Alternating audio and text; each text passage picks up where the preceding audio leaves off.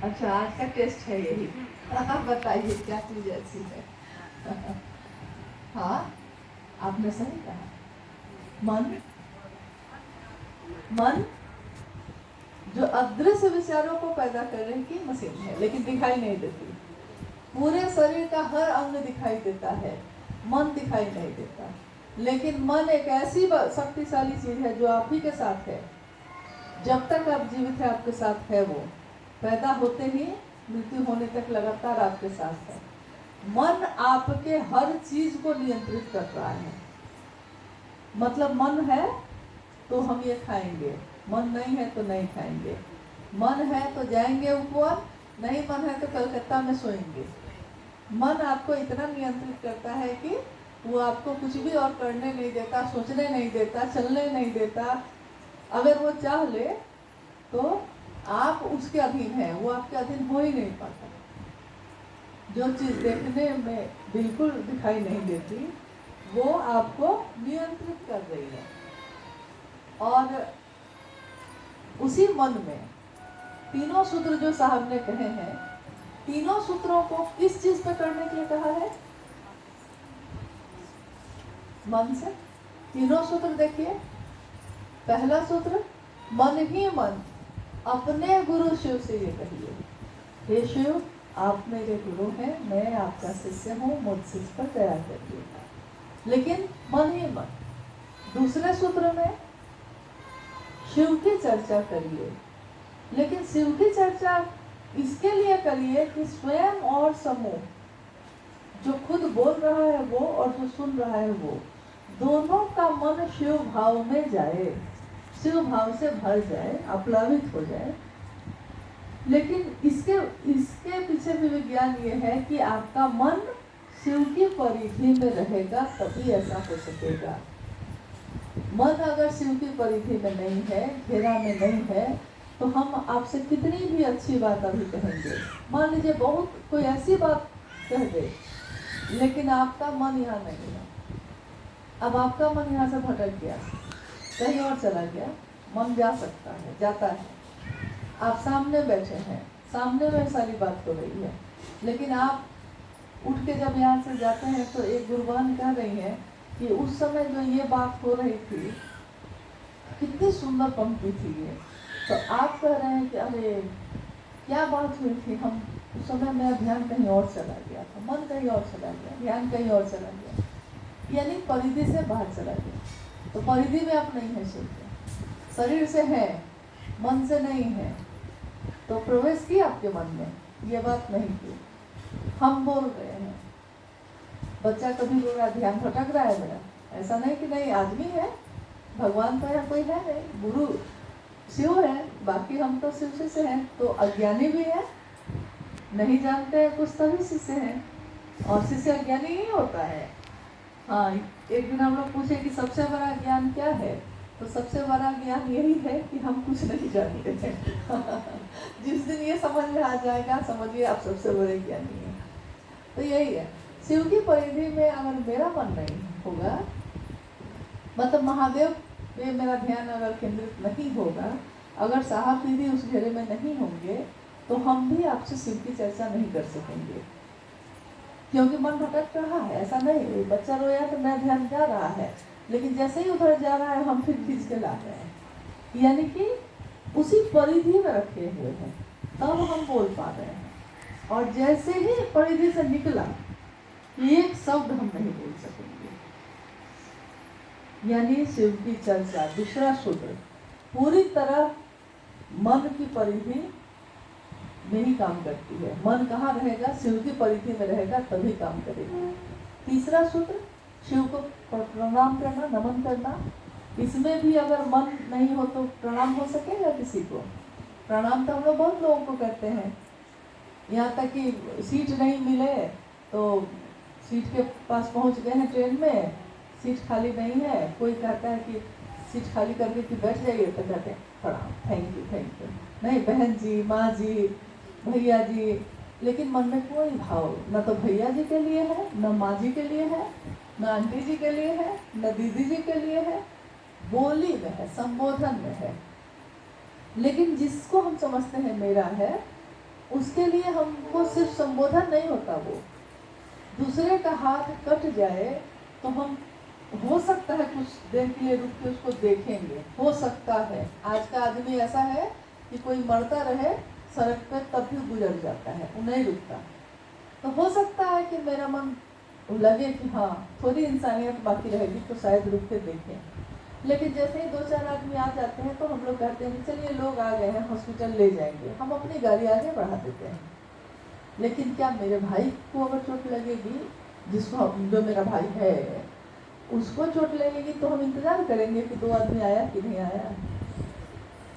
यानी मन जिससे जुड़ा होता है उसी के लिए संवेदना, एहसास, ये संवेदना, ये एहसास, ये फीलिंग जो है ये भी दिखाई नहीं देती, इसको भी हम महसूस करते हैं, जिसको अपना समझते हैं। तो नमन भी जब हम शिव को करेंगे तो नमन तो हमारा मन ही करेगा। और मन के बारे में हमने इतना तो समझ लिया है कि वो सूक्ष्म है, मतलब कि वो दिखाई नहीं देता। सूक्ष्माति सूक्ष्म शिव की सत्ता, जगत गुरु शिव की सत्ता, गुरु के रूप में इस धरती पे उतरेंगे।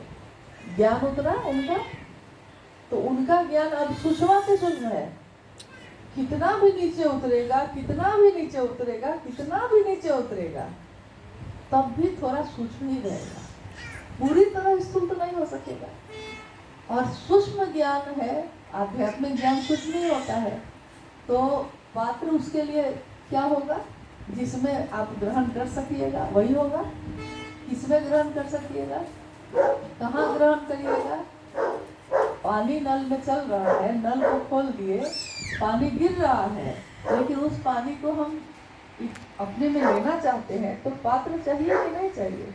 पात्र चाहिए, बाल्टी, लोटा, मग, कुछ भी तो चाहिए। हाथ की अंगुली ही सही, थोड़ी देर के लिए ही सही, लेकिन एक कटोरा तो बना के रखते हैं तभी पानी उसमें ठहर पाता है, क्षणिक ही, लेकिन पात्र चाहिए।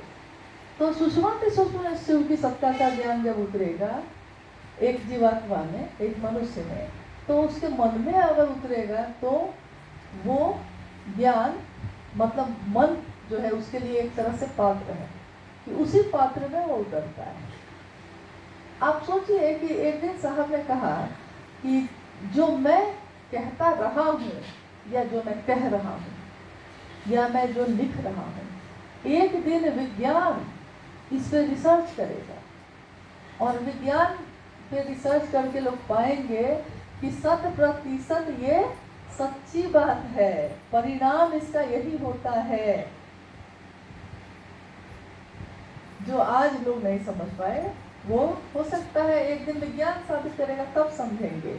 किसी ने कहा कि सूरज के चारों तरफ धरती घूमती है, किसी ने कहा धरती के चारों तरफ सूरज घूमती है, किसी ने कभी कभी कहा है ये, लेकिन साबित विज्ञान ने बहुत साल बाद किया है।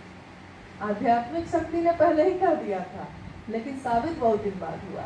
तो वही है, तीनों सूत्रों का जो परिणाम है वो इतना सूक्ष्म है और इतना गहरा है, लेकिन एक दिन कोई साबित करता रहेगा, जो करना चाहेगा तो करेगा।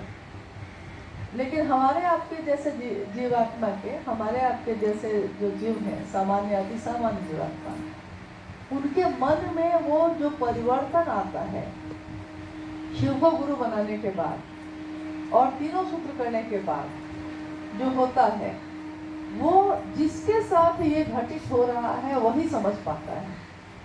सामने वाला तो आपको उसी शरीर में देख रहा है जो पहले देखा था, लेकिन आप खुद पे कभी भी अकेले में सोचिएगा तो आपको लगेगा कि मैं तो वही हूँ, शरीर वही है, लेकिन मैं जो हूँ, शरीर वही है मेरा, लेकिन मैं जो हूँ वो बदल गया। वो अब पहले वाला नहीं रहा, वो अब बदल चुका है। यानी शिव हो जाना। शिव का शिष्य किसके जैसा होगा? कोई शिष्य किसके जैसा होता है? अपने गुरु जैसा।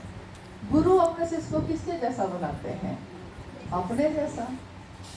जो साहब ने कहा कि पहलवान होगा तो पहलवान बनाएगा, नहीं, बढ़ई होगा तो बढ़ई बनाएगा, सिलाई सीखने जाइएगा तो सिलाई सीखना सिखाएगा। हो सकता है अपने से भी ज़्यादा सुंदर सिखा दे, तो शिव भी जब गुरु होंगे तो क्या बनाएंगे, किसके जैसा करेंगे आपको, तो शिव जैसा, शिव ही। तो ये तीनों सूत्रों का जो है, इसके गहराई में जब जाइएगा तो जाते ही जाइएगा, जाते ही जाइएगा, कहीं तल नहीं है इसका, क्योंकि प्रेम का कोई तल नहीं होता, भाव का होता है, भाव का एक तल होता है, तभी तो भाव टूटते हैं। भाई का भाई से भाव टूट जाता है। हम कहते हैं ना कि भाव सत्ता है शिव, तो उनसे भाव से ही हम लोग मिल सकते हैं। गुरु और शिष्य परंपरा में भी भाव से ही संपर्क होता है, लेकिन अगर सिर्फ भाव पे ही टिके रह गए तो हो सकता है टूट जाए, वो संभावना है। कोई घटना, कोई बात, किसी ने कुछ कह दिया है, कहीं अपमान मिल गया, कहीं सम्मान मिल गया, कहीं कोई उपेक्षित कर दिया, भाव टूट जाते हैं। लेकिन प्रेम नहीं टूटता। प्रेम में आपने देखा होगा कि जिससे हो जाए वो लाख उपेक्षा करेगा, वही वो आपकी उपेक्षा कर रहा है, दूसरे क्या करेंगे, लेकिन तब भी आपका मन में कुभाव नहीं आता उसके लिए, तब भी आपका मन उससे प्रेम ही करता है। तो शिव भाव सत्ता है, लेकिन भाव से गहरा जब होता है वो भाव, तो प्रेम बनता है। साहब ने यही चाहा कि शिव के लोग बने, शिव का आदमी बने। एक दिन एक गुरुभाई ने इधर हाल में पूछा कि साहब ने ये क्यों कहा कि शिव का आदमी बने, क्योंकि शुरू में तो हम चाहते हैं कि शिव का आदमी बने लोग, क्योंकि हम लोग तो समझते हैं कि साहब ने कहा कि शिष्य बनने के लिए, तो ये आदमी बनने की बात कहाँ से है। तो बात है कि जो शिष्य होगा कोई अपने गुरु का, तो गुरु के आदेश पर खड़ा होता है, यानी गुरु जो चाहेंगे वही ना शिष्य करेगा। और आदमी का क्या मतलब होता है, हम कहते हैं ये मेरा आदमी है, मतलब मेरा आदमी मतलब कि हाँ मेरे अनुसार है, ये मेरे अनुसार है नहीं। हालांकि बहुत लोग कहते हैं मेरा आदमी मतलब पति, बेचारा पति हम मेरा आदमी मतलब समझता है हाँ ये मेरा है, कहीं इधर उधर नहीं जा सकता है। हाँ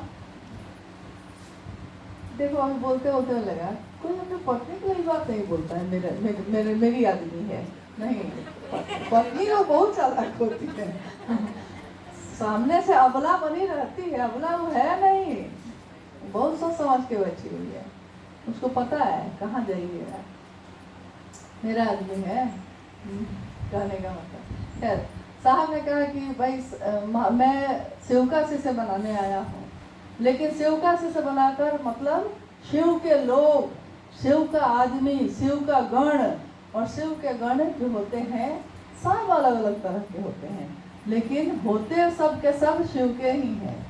उसमें राक्षस भी हो सकता है, भूत बेताल भी हो सकता है, देवता भी हो सकते हैं, सुंदरियाँ भी हो सकती हैं, कुरूप से कुरूप राक्षसी भी हो सकती है, लेकिन गण जो हो जाएगा वो शिव के लिए जिएगा, शिव ही उसका जीवन है, उसके जीवन में शिव के अलावा कुछ भी नहीं, शिव से बाहर कुछ है ही नहीं, कहीं भी जाएगा शिव के अंदर ही रहेगा, यानी शिव का आदमी बनेगा।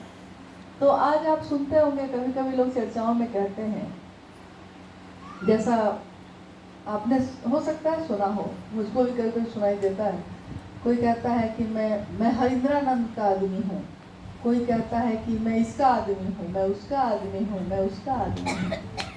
सुना है आपने कभी?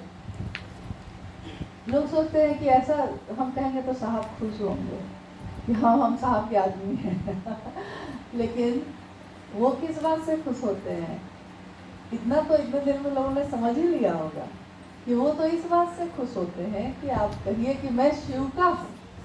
हाँ अगर आप कहते हैं कि मैं आदमी भी हूँ तो किसका हूँ, तो शिव का हूँ। और जो शिव का होगा क्या वो साहब दीदी का नहीं होगा? उसको अलग से होने की क्या जरूरत है? जो शिव का होगा उसके लक्षण बता देते हैं, उसकी परवाह करने की तरीका उसका बता देता है कि वो साहब और दीदी के लिए उतना ही एकनिष्ठ रहेगा, क्योंकि वो कृतज्ञ रहेगा हमेशा उनके लिए जिसने शिव से हमको मिलवाया है, जिन्होंने शिव से मिलवा दिया। हमारा मन उनके प्रति अगर एहसान चुकाना चाहेगा चुका सकेगा? कर्जा चुकाया जाता है, एहसान नहीं। कर्जा सामान ले लिया है, पैसा ले लिया है किसी से, तो आप चुका सकते हैं कि, लेकिन अगर किसी ने आपके जीवन पे एहसान कर दिया है, उसको आप नहीं चुका सकिएगा। जैसे माँ कहती है ना, मेरे दूध का कर्ज नहीं चुका सकोगे,